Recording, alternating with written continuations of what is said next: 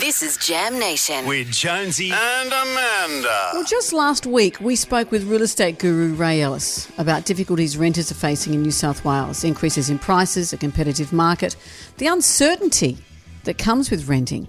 One man who wants to deliver a fairer rental rules, a series of rules for renters and owners, and he wants to be also the next leader of our state. It's leader of the New South Wales Labor Party, Chris MINNS. Hello, Chris. How are you? G'day, Amanda. G'day, Jonesy. Hey, Chris. And today, apparently, you want to make a big announcement that you say could be a game changer for renters. Tell us about that. Yeah, we're announcing a portable bond scheme. So basically what that means is rather than you having to dip into your pocket if your lease is extinguished and you have to go and find a new property, your bond will be held by the New South Wales Rental Bond Board, which means you don't have to dip in your pocket to get that $2,000 that you might need for the new title. And if you consider that to move properties in New South Wales costs around $4,000 every time you move, we hope that this is, in effect, a way of saving some money in a really tight financial market when people are obviously finding it very difficult to make ends meet. Because this is one of the things we discussed last week, is we tend to forget that over a third of Australians rent. All our TV shows and our pop culture, all of our ethos is about owning your own home. But a third of Australians are in this scenario without rental security, with, as you say, an expensive time every time they have to change locations, maybe change schools. There's no security in renting in the same way there might be in Europe where you can rent for years and years. It's tough, isn't it?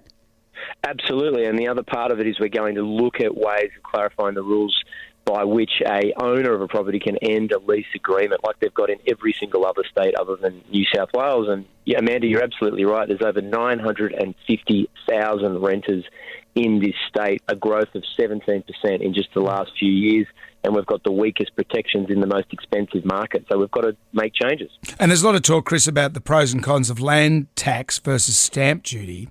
So firstly, with land tax, for example, if you had a house, say mum and dad had a house, and then it's worth a lot of money, say it's worth $4 million, does that mean that they'll have to pay tax on that? You know, can it be retrospective? Or Look, no, Jonesy, to be fair to the government, their plan is for first home buyers only. But we've never had a land tax on family home in New South Wales ever before, and that's really what our reluctance about this measure is all about. One of the reasons for that is a lot of listeners would know that if you're not on the property market, you know that housing has doubled in the last 10 years, but wages have remained flat, stagnant, or even declined in real terms. But you have to pay your land tax liability out of your salary, even though it's based on the value of your property. And that's always been my concern about land taxes, particularly for family homes, the ability to pay for it, particularly when you consider everything else that's been going up. And yet stamp duty, though, is such a big chunk to outlay at the beginning. It is absolutely the case that is a big chunk, and I understand that that's certainly the circumstance for many first home buyers. But if you hold that property for several decades, if it's a forever house that you buy first up, then you'll end up having a stamp duty liability or a land tax liability over 30 years of about $150,000, whereas just upfront stamp duty, I should say, is $50,000. So upfront stamp duty of $50,000, long-term liability for land tax of $150,000. So what might look good in its first blush may end up being a liability that you have to pay off forever on your family home. So at the moment when you're with your bond, every time you move, you have to, that transaction is with the owner of the property or the real estate agent who's dealing with it. It doesn't go to an independent rental bond board, which it will now in your scheme. That's exactly right. And the New South Wales Rental Bond Board, it's a similar scheme that's in operation in Queensland. So if you've got a bad tenant who's ruined your property, then you can apply to the New South Wales Rental Bond Board to get access to that bond for the previous occupant. And if the new occupant for their new home will have to top up their account if they're in arrears. But you can imagine that trying to stitch together more than $2,000 for a bond after you've just had your lease extinguished is very difficult, particularly for young people.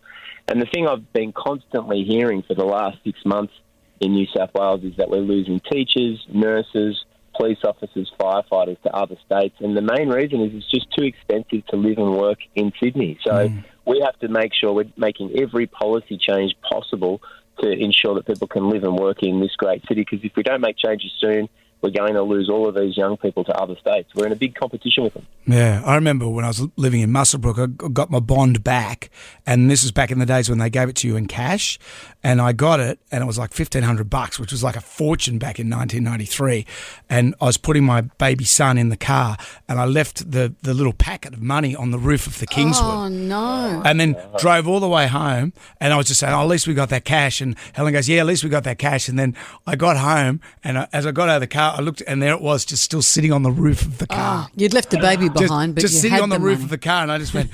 I tell you, my sphincter couldn't get tighter at that moment. Did you just close it, Joe? I Did you just pretend that it was in your pocket? I just closed my sphincter. I just went. I grabbed it. No, and not your sphincter. Did you keep your other pie hole shut? I just didn't say a thing. That's the first time I've admitted. That's the first time I've admitted that publicly. Your face is very red. Well, I was like, whoa.